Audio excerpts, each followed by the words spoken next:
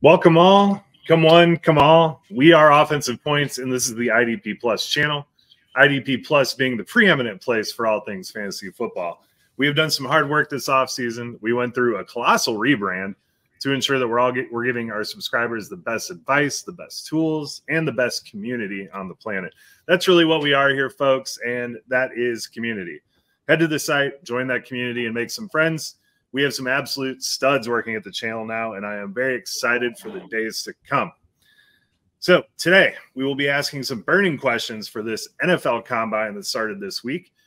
We have some pretty big news regarding a project that we've been working on. But before we get into that, let me stop talking for a moment to turn it over to Billy Manziel. He is our college football aficionado, and it's only right for him to announce the news since he has been working tirelessly to make this happen. So go give him a follow at Ombre Vendor. Follow the show at Offensive Points, and follow the channel at IDP_plus. Billy, what's up? How's it going, Joe? Before we get to that announcement, I just wanted to say our background of this video is still the IDP guys. What is, like, I know Josh is on paternity leave, but like that doesn't mean we're taking days off from getting the rebrand back into action. So like, he might listen to this, he might not. I don't know. I don't know how he goes about consuming our content, but he needs to get on that, Joe. Like, what are we doing? Yeah, he's spending time with Ozzy, his son, and I guess just dicking around outside of that because we need our rebrand right now. Well, he's already teaching his son bad work habits because he's just decided that he's not going to fix this background for us. So background still says IDP guys. We're IDP Plus now. We've been that way for a while, but now we're officially rebranded to that. So unfortunate. All right, on to the big news that we would like to share. Joe, myself, and Josh all have been working on a rookie guide. It is going to contain 100 players, both offense and defense, that you're going to need to know going into your drafts. Now, the first the draft guide should be out, I would say sometime in March. I would not give an actual deadline, actual date, because that is up to Nate and the powers that be above us. But things happen, man. Publishing a magazine is not easy.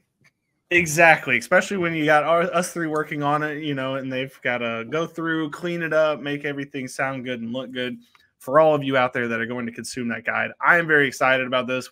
I've read most of what has been written so far, and it's very enjoyable. You were wondering going into this how the three of us were going to be able to all write profiles and make them sound like not just completely three different people talking, but luckily most of them kind of, flow into each other. So that's pretty exciting. It's all the players that you're going to need to know going into your drafts. There's probably more that we're going to add as they go up and down throughout the draft season, but I'm very excited about this, Joe. I don't know how much fun you've had working on it, but it's been very eye-opening to get some of these players, profiled.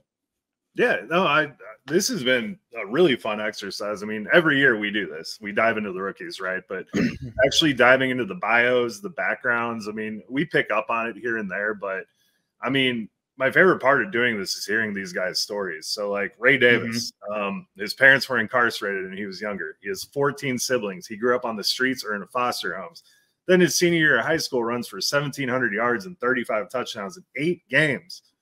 I mean, that's incredible. And then you got Junior Colson. He's a Haitian-born guy. He's from Haiti, orphaned at a young age. And then a couple from Tennessee traveled to Haiti to help clean up after the earthquake, adopted him. And, it just really helps you put into perspective the odds these guys have to overcome to make it to the NFL, to be a professional football player. It's just phenomenal. So I've had a really fun time doing this, and I am tired of watching tape, but I love doing it. Yeah, it's been a lot of fun. One of my favorites was Chop Robinson, finding out, that his name is not actually Chop, and then finding out where Chop came from, because when he was a kid, he was a large child, so they called him Pork Chop. And as he got older, he decided that Pork Chop sounded too childish, so he just dropped the pork, and he's gone by Chop Robinson ever since, which is just a fantastic name. I mean, just an incredible name. So yeah, learning about these guys' stories has just been one of the bright spots of this, and just kind of following how they've gotten to where they are today is just really fascinating. And by the way, you were mentioning Ray. you were mentioning Ray Davis's like incarcerated parents past. ESPN is gonna slurp that up. They love bringing up whatever kind of bad things have ever happened in your past and then splashing it on the chyron during your draft, during the happiest moment of your life, getting drafted to an NFL football team. They'll just splash it across the page. I remember when they did something similar like that to T. Higgins when he got drafted in the second round, and they splashed. I don't remember what it was. I don't want to like say what bad thing it was, but it was something to do with his mom. And they just threw it up on the screen. And I'm like, T. Higgins is at his house right now going through a draft party with all of his friends and family, and ESPN's just throwing up some very dark thing about his past or his family's past on the screen. Like, what are you guys doing? And yeah, I don't know. Doing the research and coming up with the bios and stuff is interesting. I left that part out of my bio. I just said he had a rough upbringing. I don't think it's right to air everyone's stuff out, especially at this moment.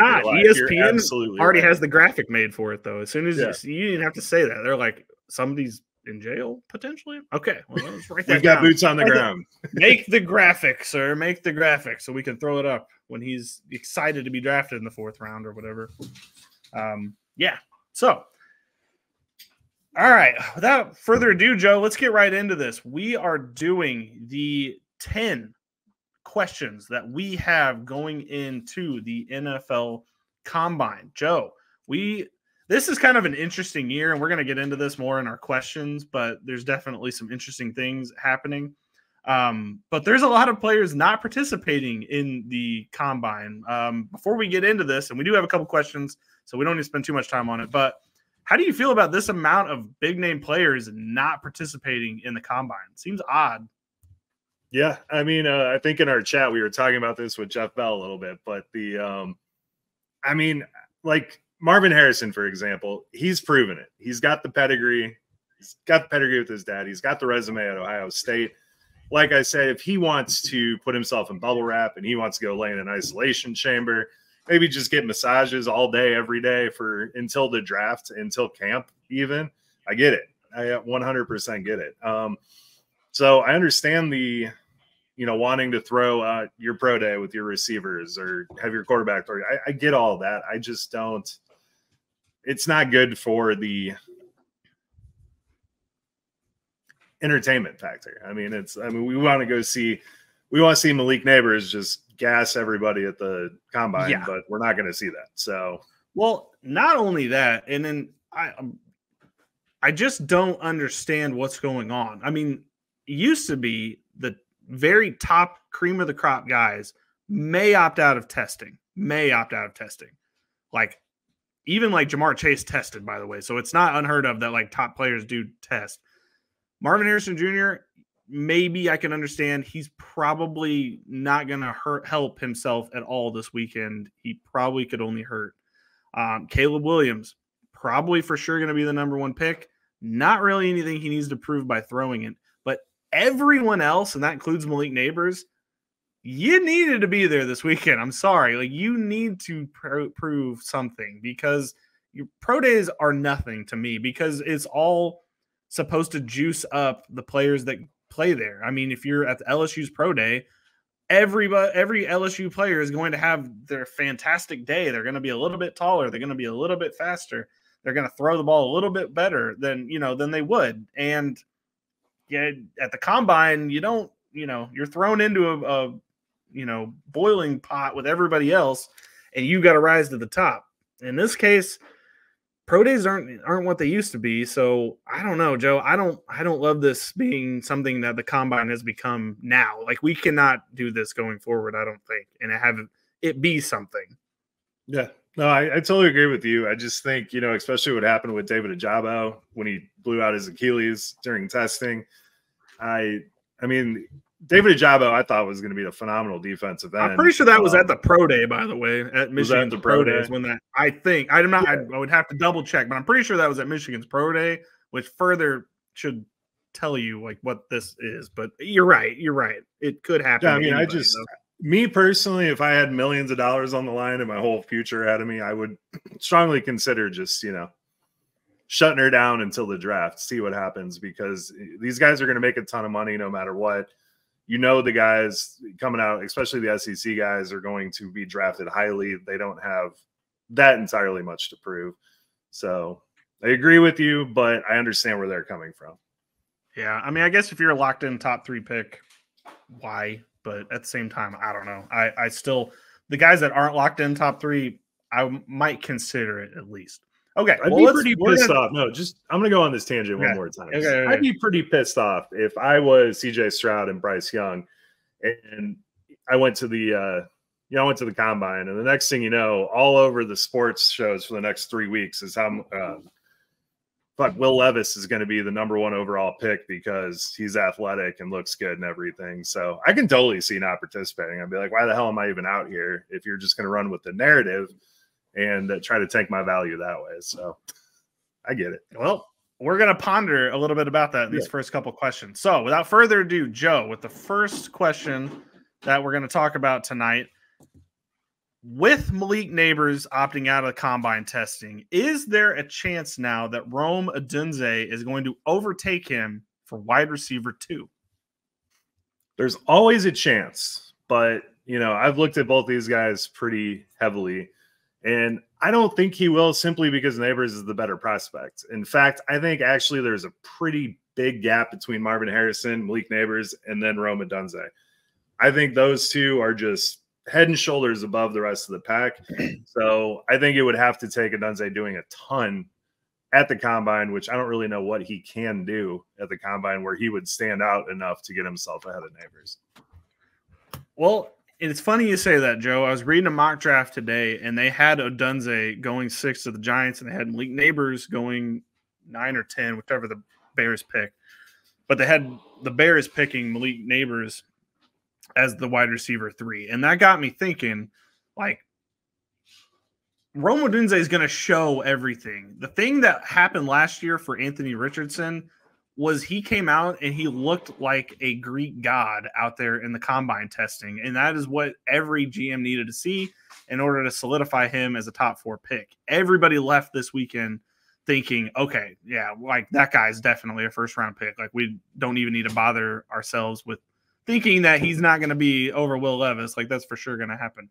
So I was thinking this weekend, Rome Odunze could. And you know what it is? It's going to be just seeing him next to all of the other wide receivers in the draft. Malik Nabers, on the other hand, you're going off of tape. And that isn't always a good thing. I don't know, Joe. I think there is a decent chance that we walk out of this weekend thinking Marvin Harrison Jr. 1, Rome Odunze 2, and then Malik Nabers, because we're not going to have – Malik Nabers supposedly can run a 4.2. We're never going to see that now. Like, he's going to do the LSU Pro Day, but you can't trust them. They're not going to show us the right amount or right time. Like, they're just not. They're incentivized to juice their guys. That's just how it is. So not running at the combine, given you could get hurt, and you don't need to prove that you can get to a 4.2, but seeing it next to all of the other wide receivers that are going to be running the same day, even if you did it once, you don't have to do both trials. It could have solidified Malik Nabers as that wide receiver 2. Listen, long run of things, it's not going to harm him in the process. He's still going to get drafted to the top 10. I don't have any doubt in my mind about that. But at the same time, I do think Rome Odunze might jump over him just for the fact that you're going to see him and you're not going to see Malik Nabers. Out of sight, out of mind.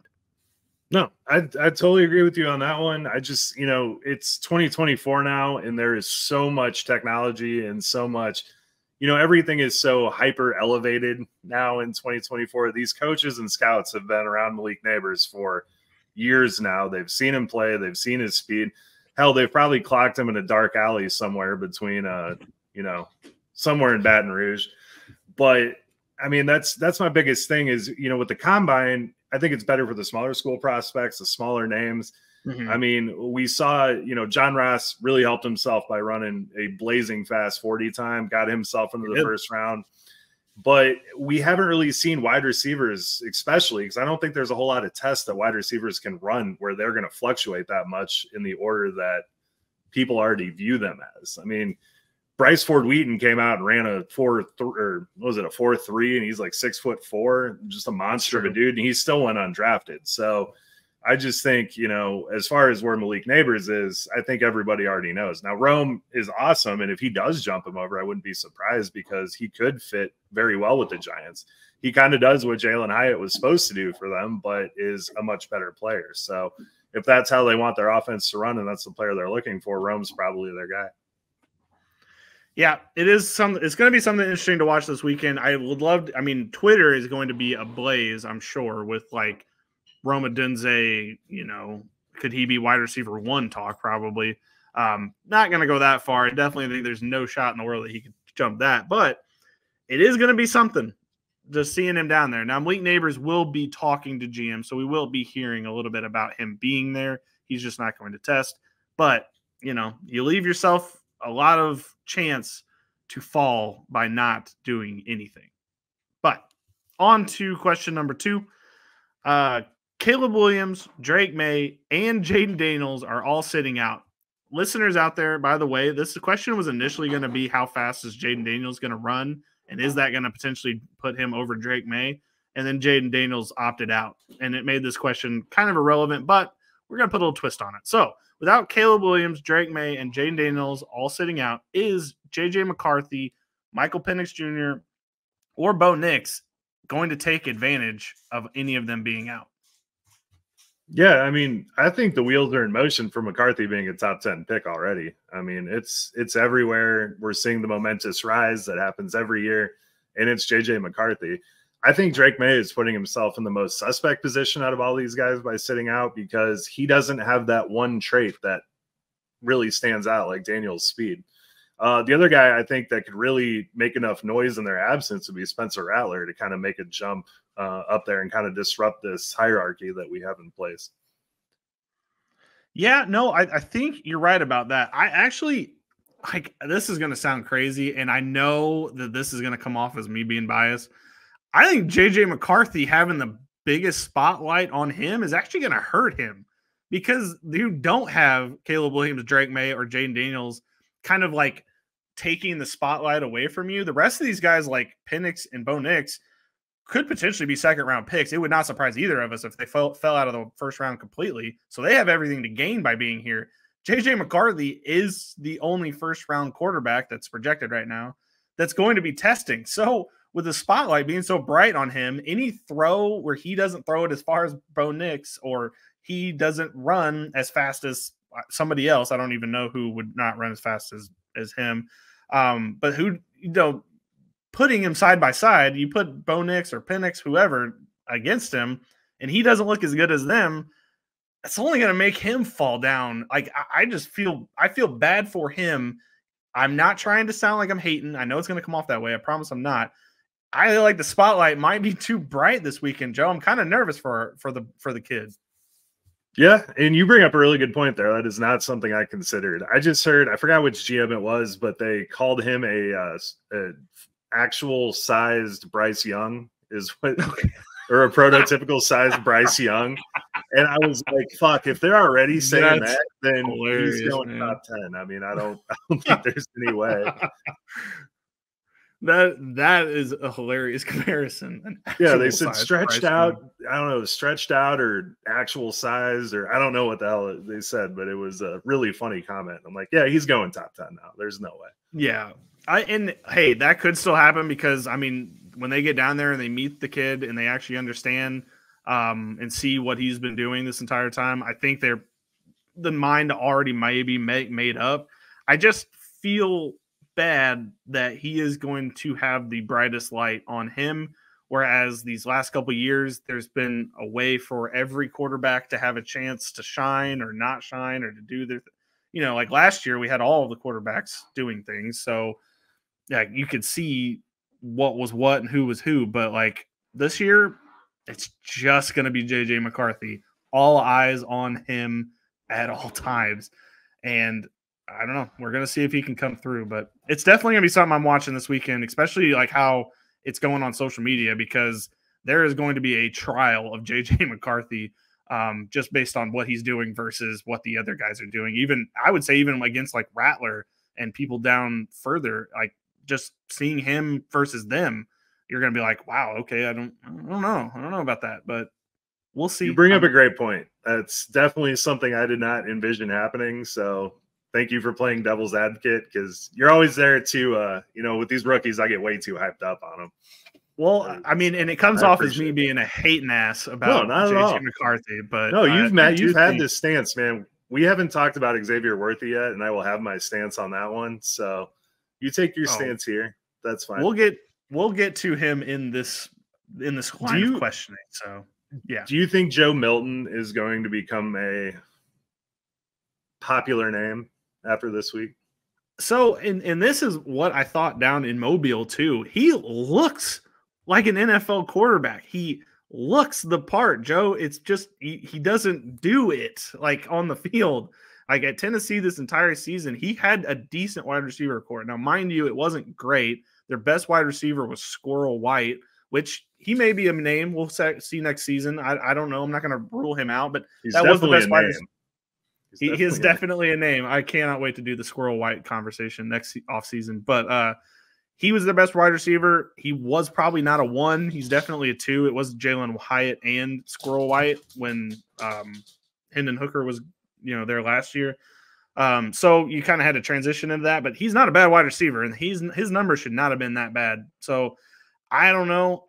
I would love to see it. I would love to see it more. I've seen people comping him to Anthony Richardson. He's way more of a thrower than Anthony Richardson was. It's not even close. But I guess I could see that kind of path for him. I don't know, Joe. I don't know.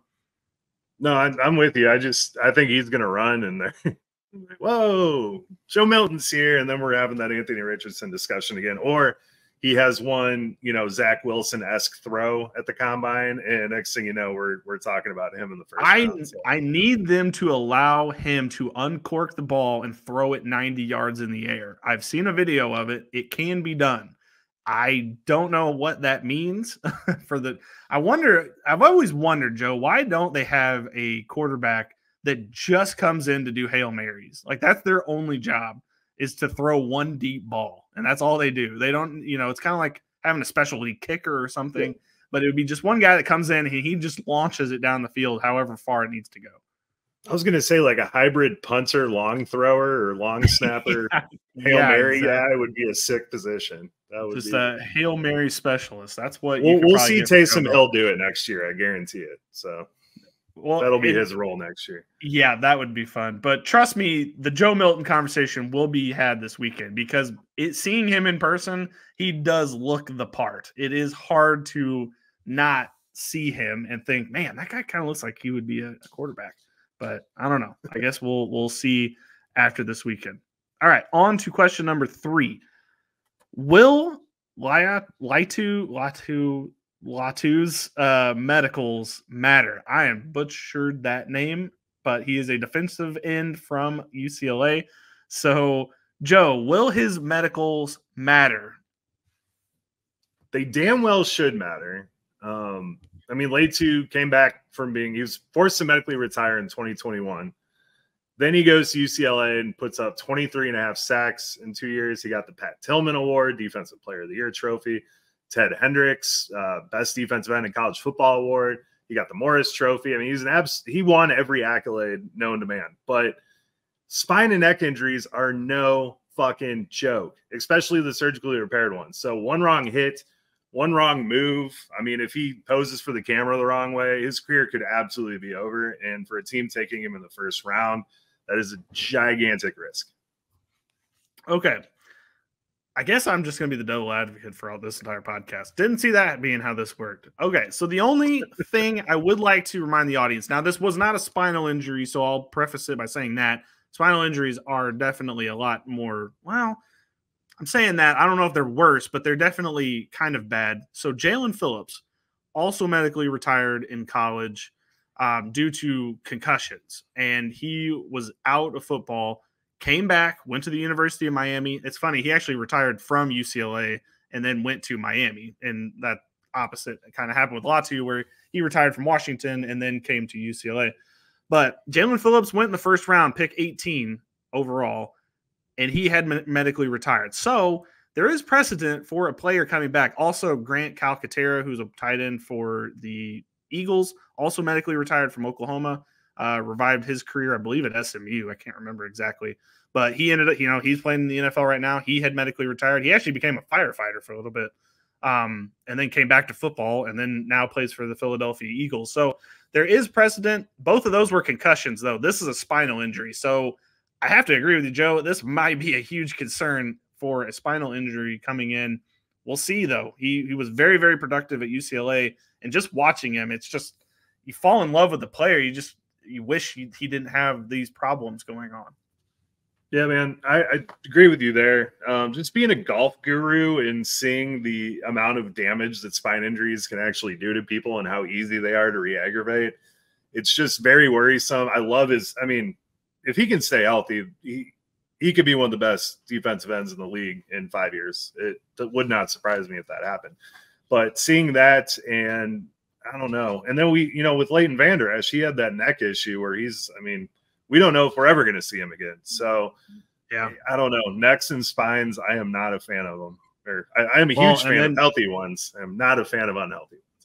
Well, and then Matt Stafford had the spinal injuries. I was actually thinking he should just retire last offseason, and he comes back and has a very productive year for the Rams, takes them to the playoffs.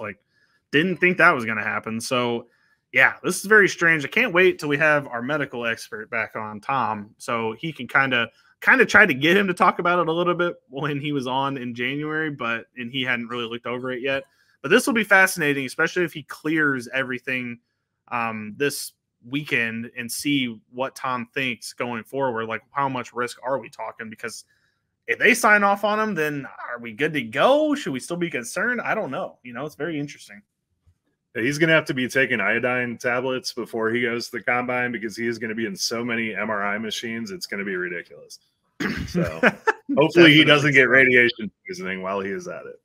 I hope not, but hopefully this puts it to bed once and for all. And I'm sure if he declines it, by the way, that is a major red flag.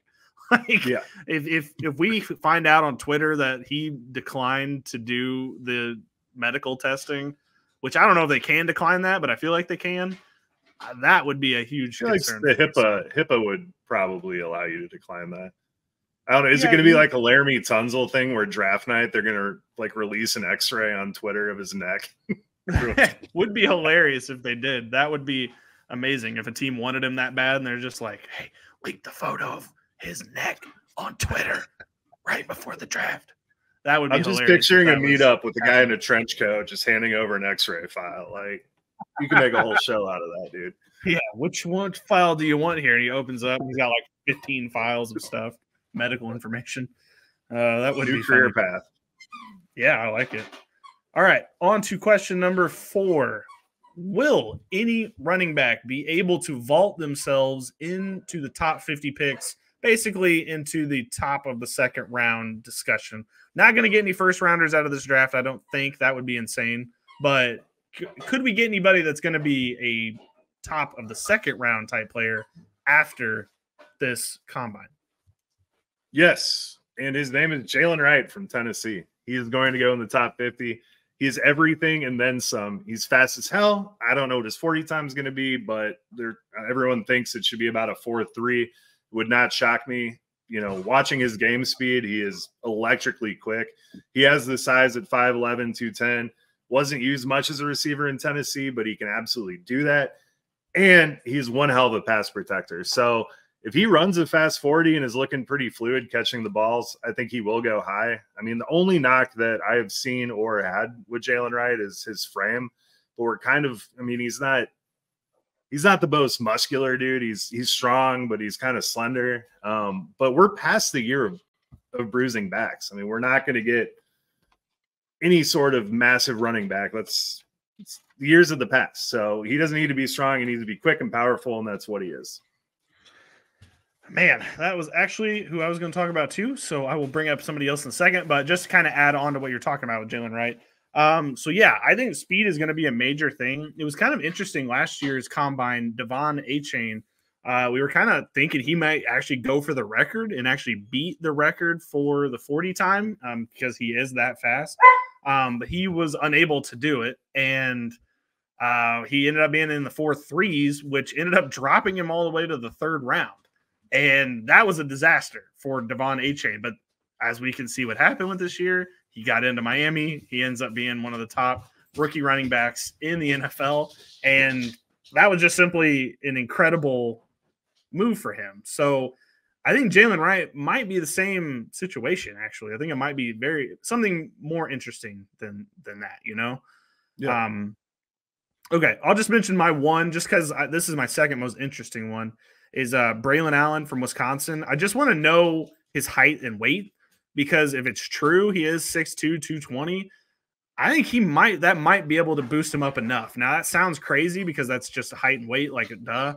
But, like, Wisconsin could be lying about that. But those are the perfect measurements. Like, those are 99 percentile measurements, both of those together, for running back. And he is only 22. Like, he definitely could end up being a really good running back in the NFL. And if you find out that mixed with whatever else he does, as far as like the pass catching and the running drills and everything, 3-cone, he could end up easily boosting himself up. And I definitely could see him being another guy that could boost himself up into the top 50 potentially, if all those measurables come out exactly how they're listed on the website. Yeah, I mean, there have been reports like he's been like 240 and like all kind of stuff. Yeah. So maybe he's just shooting up with those Ozempic out there and trying to drop a bunch of extra weight. I don't know if it's all muscle or not, but with Braylon Allen, the size, like if he were to go to Tennessee where they already had Derrick Henry and they know how to use a guy like that, that'd be fine. I don't see it with Braylon Allen. I really don't. I actually been meaning to talk to you about this, so I guess we can get into it right now.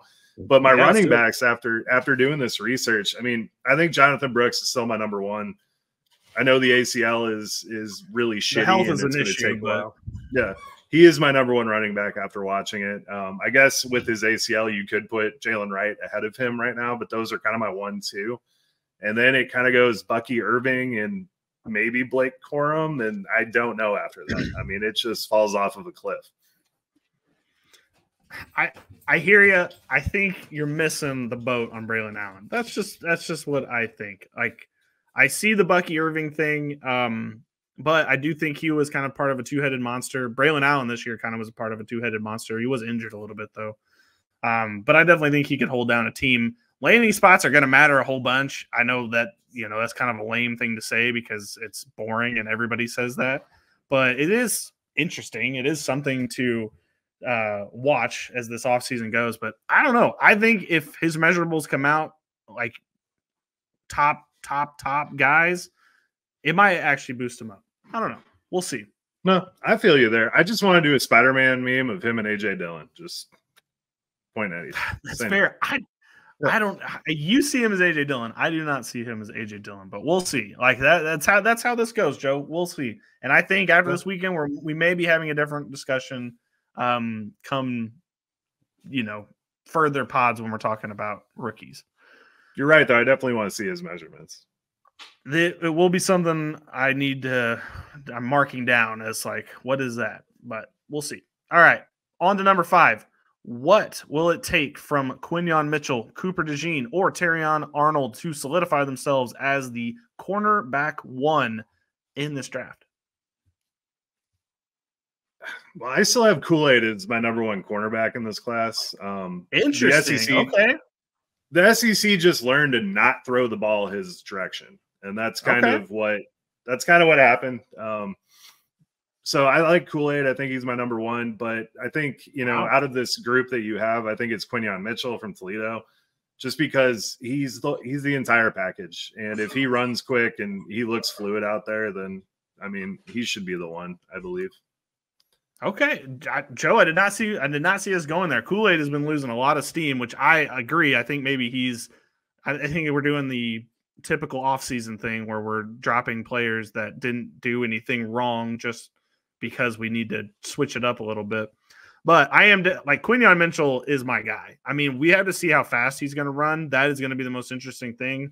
His college coach says he can run a 4.2. If he can run a 4.2 as a cornerback, yeah, that's going to get him as quarterback 1, and I don't think it's going to be particularly close because any guy that can keep up with Tyreek Hill stride for stride and cover him, I mean, what are we talking about? That is a weapon that you're going to need in your offense. And, yeah, that's my answer. I think it's going to be Quinyon Mitchell. Yeah, no, that's insane. I did not know this whole 4-2 nonsense. That's what his coach says. We'll see. That's exciting as hell. I mean, that might get him in the top 6-7 conversation come draft time if he does do that. But no, he's the whole package. I mean, I think Dejean, like I said before, I think they're going to kind of play him in a weird hybrid role. So I don't know if he'll come out like as a true cornerback. And then Terrion Arnold's about as solid as you can possibly get, but I think those other two guys are just a little bit better. Yeah, I mean, and what Quinyon Mitchell did at the Senior Bowl, I mean, he was locked down. Every player was like, this guy doesn't. What is this guy doing here? Like, he's from Toledo, really? Like that guy's from Toledo, because he was just locking everyone down. Every wide receiver he went against, he was winning most of the reps at least. So, yeah, I am interested to see about Cooper Dejean. I know it's a boring topic. Everybody's like, oh, he's going to switch to safety. I actually think he should just stick at cornerback. I don't think you have to switch him over. I know it's like the fun thing to do because he's tall, but like you didn't have to. He could play cornerback. I mean, he played it at an elite level at Iowa, so there is no real reason that he has to switch over. But it is interesting to see exactly how he works out this week. But Quinyon Mitchell is the one I'm looking for, and I think he could be a top 10 player by the end of this weekend. Oh, absolutely. And that's exciting to look at. I mean, to your point, the Cooper Dejean, I mean, his versatility very well could make him the cornerback one of this class. But I still think Kool-Aid's the most talented. I mean, we saw Christian Gonzalez and Devin Witherspoon buck this trend a little bit last year of cornerbacks that are absolute studs that you don't start in IDP leagues. But, you know, think about Sauce Gardner. You think about a lot of these other guys. They just don't get the ball thrown at them, and their stats suffer because of it. So when you're looking at a guy like Kool-Aid, I think that's exactly what happened last year. They would rather pick on Terrion Arnold than Kool-Aid, which is crazy to say. I think you might be right about that. All right, let's get on to the next question. This is broad as hell, and I'm sorry, Joe. I hate making broad questions, but you know we got to do it sometimes. Number 6 question: who has the most to lose at this combine? It's a great question, and for as broad as it is, there's only one answer here, and that's Drake May. I mean, him. That's insane. We didn't even talk about this. That's exactly who I have. That's yours too. That's insane. Well, I want to hear your. I've had the floor every question here, so I want to hear your reasoning. Okay, fair enough. Yeah, mine is Drake May too. Listen, everyone out there, this has Mitch Trubisky written all over it. He did not play enough games at North Carolina to carry what his draft stock is. I get it that he has an elite build. He has the 6'5" frame. He has the weight. He has the ability to throw the ball, even though that can be suspect to me at times. This would scare the bleep out of me that he's not going to do anything at this combine. This would have been the opportunity of his lifetime, especially, I know he didn't know this, but without Caleb Williams there and without Jaden Daniels there, this would have been his chance to prove that he is a top-of-the-line, first-round quarterback, top 3 pick. Lock it in. You have no doubt in your mind because you would just be – it's a layup line. You're going against JJ McCarthy, Michael Penix, Bo Nix, Spencer Rattler, Joe Milton. Like, you're going against guys that you easily know that you can be better than, but you didn't. You opted out. You're just doing – you're going to talk to teams. And I'm obviously way nervous because some games, if you watch Drake May, are going to scare you to death because there's some games where he's playing college offense or defenses and getting locked up. Like, he's not even able to do anything. I swear, everyone out there, if you need to watch one game of Drake May, and I know that one game does not prove everything about a quarterback, go watch him play against North Carolina State. It's one game, and he needed to win that game. And they just destroyed him. Peyton Wilson was living in his living room, basically, the entire game. And I walked away from that game being like, this guy's going to be a top 3 draft pick. How in the world is that going to happen? And to go from that, where I already had questions, to now this, where he's not going to test at the combine, this has fool's gold written all over it to me, Joe, and it scares me to death. What do you think? No, everything you said is spot on. I mean, I just think when you look at the guys like Bo Nix, Penix, Rattler, McCarthy, you know, Joe Milton, you look at these guys, they have nothing but to gain. I mean, You brought up McCarthy possibly losing a little bit, but all of these guys with a solid performance can absolutely vault them into the next stratosphere as far as the draft hype goes. But when you look at Drake May, I mean, McCarthy just won a national championship. Penix was just in the national championship. Bo Nix was really studly, made it to the playoffs. Milton's a freak of nature, and then Rattler had a pretty remarkable career up until the weird Caleb Williams thing, and then, that makes sense, but had a pretty good resurrection of his career last year. So all of these guys have very strong resumes coming in. Drake May is the one guy that doesn't have that. He might have the stats, but he was playing against subpar competition, so I don't see it.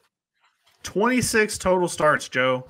26. I'm pretty sure Mitch Trubisky had like 21. Like it's same school. It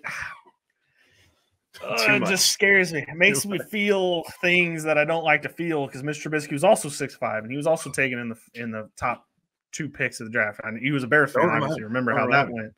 Don't need traded up one spot to make sure we got Mitch, But this just makes me so nervous for him. So, yeah, who has the most to lose the combine? It's Drake May, and it's because he's not going to do anything other than have meetings with NFL teams. And he better nail those meetings, Joe, because the second they start bringing up some of the game film he has from last season, there is a lot of question marks on that game film. So, yeah, that'll definitely be something.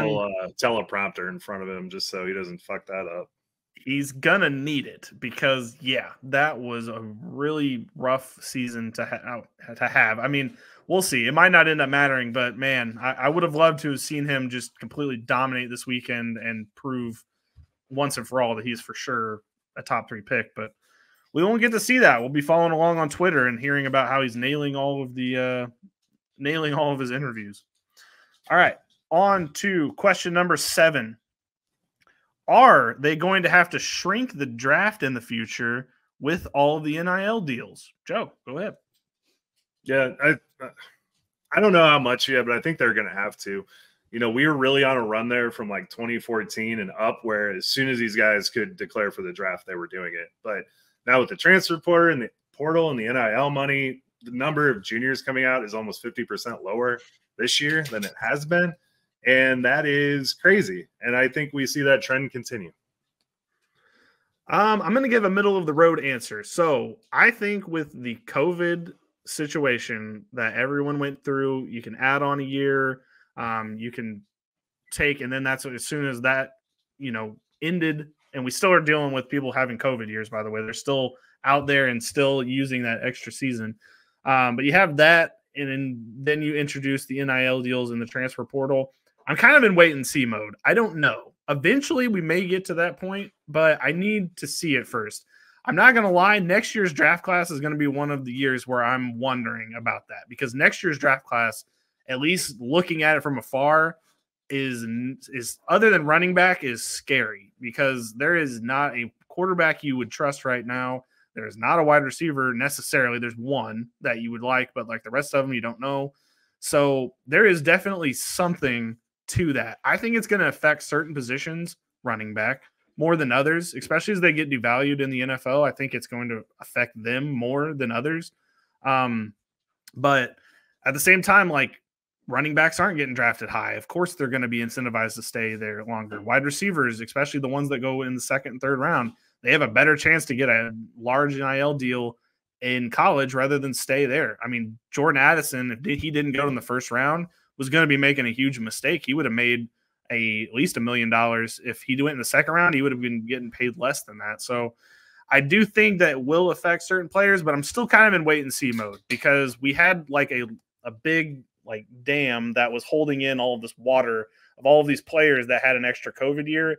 And this year it's breaking to where we're getting an influx of big talent. So next 25-year-old running backs, Yes, 25-year-old running backs for sure. We have 26-year-old quarterbacks too. Yeah, it's kind of weird, but I think next season will be the time that I will start wondering.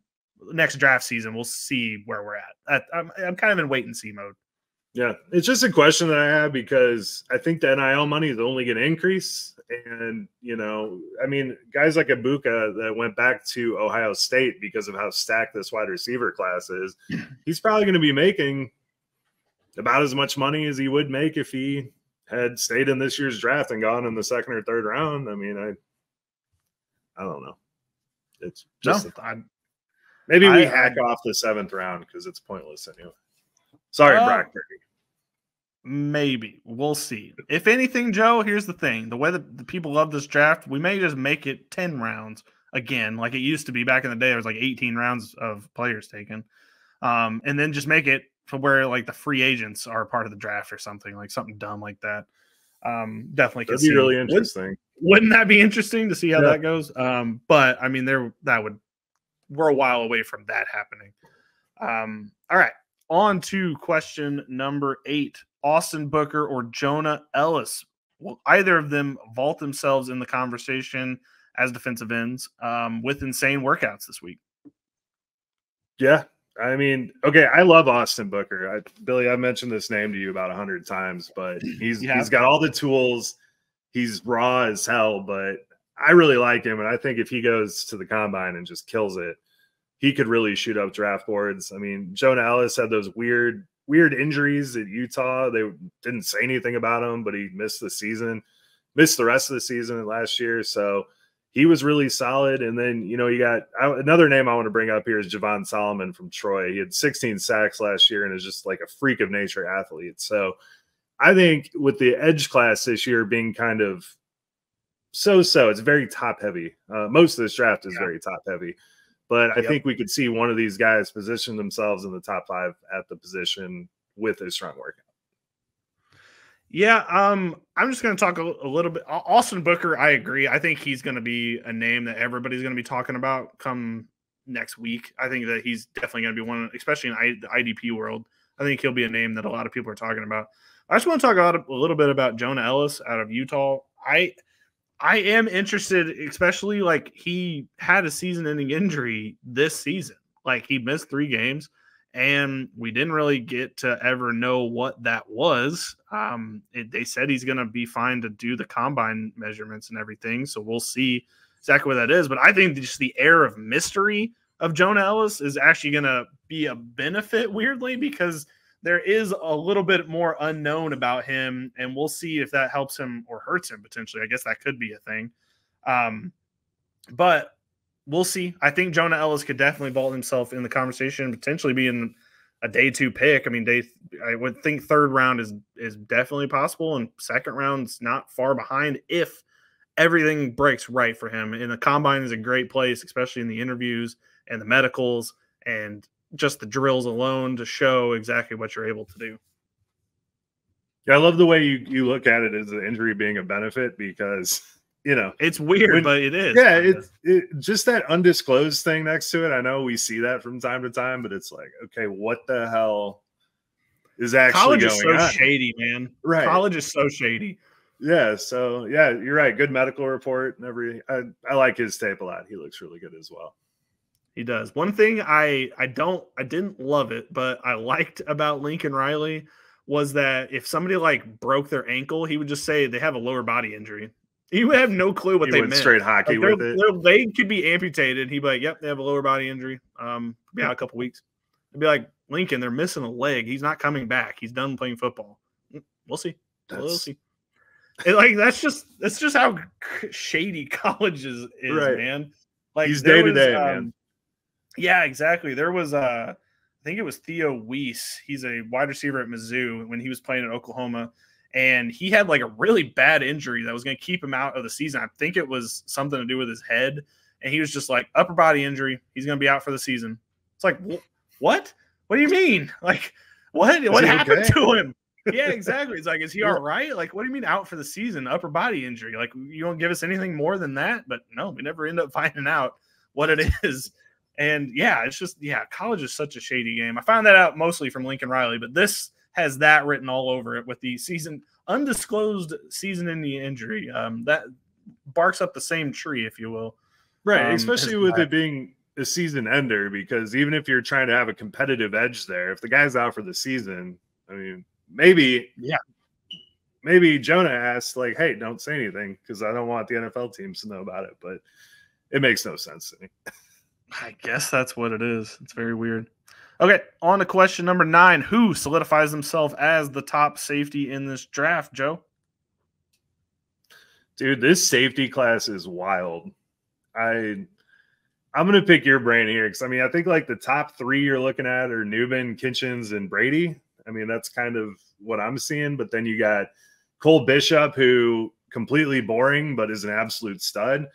You got Javon Bullard, who is awesome. And then fucking James Williams is 6'5", 224, coming in as a safety. On the other side, you got Kalen Bullock from USC, 6'3", 180. And then Jaden Hicks, who is just like a Jaquan Brisker on steroids type thing as a box safety. So, like, for IDP purposes here, I just don't understand how all these shake out because I keep seeing, I think Kitchens is my favorite guy just based off of how freaking ridiculously powerful he hits people. He absolutely destroys people, and everyone talks about his coverage skills, but I mean, he's a tone setter for real. So I think he's my favorite guy, but I just wanted to pick your brain on these dudes because I don't know. All right. I'm going to attack this from three different points. My first point is the James Williams point from Miami. He is actually going to be a hybrid safety linebacker. When he was at the Senior Bowl, they had him listed as that, and he did drills with both groups. It's kind of hilarious to watch him play with the safeties because he is gigantic and the rest of them aren't. So I think James Williams is going to have to go to a very like a system that needs something like that. Like the Giants maybe could use something like that. A player that could be a hybrid player. I feel he leans more towards a linebacker, even though the size is a little not there. But his just ability to cover, because he has those safety skills, does make him interesting, especially for IDP purposes, because I think he can affect the game in a multitude of ways to where some safeties maybe aren't. So it's a Jerry Jones guy. That's all. I could see that. Yeah, definitely. I hate to say that he kind of plays like Isaiah. Oh man, that guy from the Cardinals that we talk about every week, and I forget his name. Yes, Isaiah Simmons kind of plays like that, but I think he's a little bit cleaner than what that was because I don't think that was going to ever work. And I think Isaiah Simmons that was a tragic use of him in that defense for Arizona. But I think this could be another opportunity to right that wrong for a different team. All right, next one I want to talk about is Tyler Nubin from Minnesota. Love the size. I'm going to be watching to see and make sure that he is actually 6'2", 205, because if that is true, he's probably going to be my number one guy no matter what round he gets taken in, because that is just insane measurables. He has the coverage ability. He can drop in coverage. I think he's going to be a tackle monster as well. There's some little bits and pieces of his agility that you kind of probably have a problem with, but he can still cover the field really well. And then the guy that you mentioned, Cam Kitchens, I just liked everything about his game. I think he is going to be a tackle monster. And yeah, no, that it's probably Kitchens. If I had to guess who's going to be the top safety after this weekend. But I definitely could see it being Nubin as my personal favorite, and I will be taking him in drafts if he measures out the way that they have him listed on the Minnesota website. Yeah, no, I agree with you. I like Tyler Nubin a lot. The other guy that I have is kind of a dark horse would be Cole Bishop, just because he doesn't do anything poorly. He is very solid across the board. So I think he could sneak in there with a good workout. Yeah, no, you're not wrong. Okay, on to question number 10, our 10th and final question. Will there be a trade shortly after this week? Joe, is there somebody that you have in mind for this question, or were you just thinking out loud? Well, I was thinking out loud, but the obvious name here is Justin Fields. We saw Ryan Poles talk yesterday, and he essentially, without saying it, essentially said that he is all ears on trading Justin, because he said, we're keeping Justin up to date on everything. We want to put him in the best position possible. In every word possible and body language said, hey, we're going to trade Justin Fields, so we're open for business. I don't know if anything gets done, soon with the whole Justin Fields thing. I think it's in the Bears' best interest for that to happen. But you got other guys like Khalil Mack has been a trade candidate people were talking about. I don't know if that's something that would happen. Discussions at the combine. You got Stephon Diggs, who's clearly unhappy in Buffalo. And then, Justin Jefferson's name has been thrown around a lot. And I don't know if you saw it, but on TikTok, there is a store at US Bank Stadium in Minnesota that's got a bunch of Justin Jefferson jerseys that they were taking off of the shelves. So there's a lot of stuff going around right now. It's that time of year. I'm not saying it's going to happen, but there's some pretty interesting names to watch here. What do you think? I do think, Justin Fields is getting traded. That's for sure going to happen. And I'm kind of concerned that it hasn't already happened, because they said they want to get it started before the or they wanted to do it before the combine. And hello, we're 3 days into the combine. It's already starting. What are we waiting on? I guess maybe it's by the end of the weekend, but I don't know. So that's definitely what I'll be following for sure to see. But if I can take a smidge of your question out, I think that this is going to be a big week for free agent quarterbacks. I think this is going to be the time to shine if you're a free agent quarterback, because the top 3 guys aren't playing, Joe. And so all of the world is going to see is the, QB4 and below playing, and you're going to be like, this is what we're getting this season. What is going on here? So we got players like Baker Mayfield, Gardner Minshew, Kirk Cousins, if he doesn't sign back. I think he might. I think even Ryan Tannehill and Russell Wilson might get an opportunity to show what they can do. I think even players like Jameis Winston, who we haven't really seen much of the past couple, but I think there's going to be some big deals given out, just because every team most teams need a quarterback and they don't have one. And I think this season would be a good chance to snag one of these free agents. And I think when you look at the class that's going to be participating in the combine, it's going to scare enough people, and I'm sure some GMs to be like, yeah, that's a project right there. I'm going to need a guy that can actually play this season. So I think it's going to actually lead to some of these quarterbacks like a Baker Mayfield getting a big contract when maybe they don't need it. Maybe they didn't need to get paid that much, but just the scary factor of it all is going to lead to them getting a big contract. Dude, I love the way you thought of that one. That is an absolutely brilliant point, and it makes me even more excited for the Justin Fields trade. Hopefully we can get a haul for him. Hopefully it happens soon. I love Justin Fields. I will cheer whatever team he goes for. But just to cover some news here, Justin Fields unfollowed the Bears. We all knew that. Justin Fields' dog also unfollowed the Bears. His dog has a social media account. I think it's Instagram, but he unfollowed the Bears. So that is big news there. That means, Joe, the dog needs a mental health break, just like Justin Fields does. It's not just Justin Fields that needs a break from football. The dog also needs a break from football. So could be just a simple case of, needing a minute away from social media. It's real news when a dog needs a mental health break, man. That's all I'm saying. Yeah, no kidding. But yes, I think if the Bears, believe me, we'll know if they did it this way or not. But if the Bears' entire plan was to wait until we see these quarterbacks that are at the combine play, and then they trade Justin Fields, because even the JJ McCarthy team is going to be like, we're not starting him this season. What are we going to do? And we find out that Justin Fields was like, all right, we're going to throw him out there, and a team's going to trade a lot because they need a starter quarterback this season.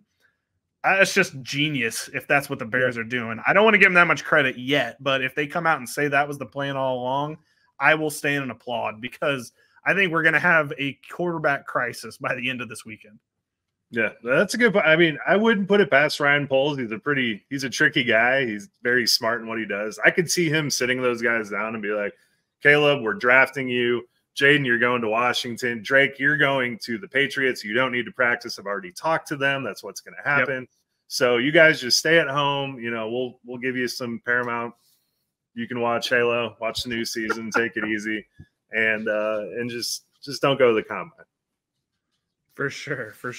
Okay, well, Joe, that's all 10 questions we have this before this weekend. Listeners out there, the Combine's going to be going on all weekend. We're going to be covering it on our social medias. There's going to be a lot of interesting stuff happening this weekend. Joe, before we get out of here, though, is there any kind of interesting thing that you're thinking of that we didn't cover in these questions, or anything that you're looking at that we didn't mention? Nothing really that we didn't mention. Just watch Jalen Wright. I really think for fantasy purposes, he could find himself in the first round of your rookie drafts with a strong performance here. We don't know where he's going to end up, obviously, but watch those guys. Wide receiver after Odunze is really going to be interesting. I really, Lad McConkey could easily find himself, up in that conversation with them. I don't know what Adonai Mitchell is going to do. There's a lot of, is Adonai Mitchell participating in this combine? I think he is. I think he is. I thought I heard a report that he wasn't going to, but I could be wrong there. But there's a bunch of these wide receiver, like not lower. There's still very high-end wide receivers in any other draft, but that's going to be really shuffled up as well. So pay attention to these guys, kind of look how they fit. Just be excited for free agency because we're going to have a lot of questions answered in the next month. Doesn't say that he's not doing it, so I'm assuming that means he is. No, before we get out of here, I just want to mention, we didn't talk about tight ends at all tonight, but watching Brock Bowers is a special experience. I'm assuming that he's going to participate in all of the drills. I'm interested to see how fast he is, Joe. I don't think we've ever seen him actually tested, but I don't doubt that he couldn't run maybe a 4.4 as a tight end. It's possible. It would be lumbering 4.4, and it would be like, how in the world is that possible? 4.4, but it could be. I don't know. I don't think it's impossible. I think when you give people 3 months to just train for sprinting, that's, especially these world-class athletes, I don't think it's out of the realm of possibility. For sure. And then also, while you were mentioning wide receivers, we didn't talk about him because I didn't get him in, but Xavier Worthy, I am interested to see his speed. He is supposed to be the fastest wide receiver in this class, I'm pretty sure. And I just kind of want to see what his speed is. I don't think he's going to break the time. The over-under for fastest time at the combine is 4.26, which isn't the record. It's 4.22 is the record, but 4.26. I'm interested to see how close Xavier Worthy can get to that number because I do think he could get close. I mean, I do think he probably is going to be sub 4.3, but I am interested to see how close he can get to that 4.26. But I think that's going to boost his draft stock. I think he's going to end up at the end of the first round after this weekend. Just sheer speed. There's got to be one guy every year where the speed just runs away with this draft stock. And I think Xavier Worthy, as much as you may not appreciate him, I think just speed alone is going to carry the day, even if he isn't necessarily living up to that height. Yeah. No, it'll be really interesting to see how fast he runs. I think he's a solid player. I just think a lot more fanalists are talking themselves into Xavier Worthy than talking themselves out of Xavier Worthy. And I'm here to play the devil's advocate on that one. Hey, I watched him get locked all the way up to the moon against Oklahoma, so I already have a pre-bias against him because I didn't see anything special. I saw them throw a slant at the goal line. He caught it on the 4 and didn't get into the end zone. He got stood up, couldn't push through because he wasn't strong enough to do it. And that's kind of where I think we're going to be at with Xavier Worthy, unfortunately. But anyway, what would this podcast be if I didn't leave hating on Texas? So, yeah. All right, everyone out there. It looks like Josh is going to be back next week, which is exciting. Thank you all out there for listening tonight. Please follow at Offensive Points on Twitter. If you were going to follow us one week, this would be the week. Follow at Joe, OP Joe with 2 E's. Follow me at Ombre Vendor. We're going to be talking about, believe me, the RAS scores. Wait till that graphic is flooded all over your timeline because that will be just completely flushing everything out, and everybody will be talking about RAS scores. We're going to be reading those harder than Chris Ballard. So yeah, no kidding. Everybody's like that RAS score graphic alone got Nolan Smith taken in the first round last year. I will not be proven otherwise. That is he did have a perfect combine, mind you, but that RAS score graphic, Joe, it looked so clean. He had to be taken in the first round. Yeah, it really did. It just made sense. So that image they used was him jumping, wasn't it? Yeah. When he did the it vertical? Was. Yeah. It was the vertical picture. Yeah, it was just like reaching for the stars. Like he's an astronaut. Draft him in the first round. Yeah, no, it was incredible. But hey, it worked at the same time. So that being said, go enjoy the combine this weekend. We appreciate you listening to the podcast. We'll be back next week. Joe, get us out of here. Good night, possums. Go have a steak dinner.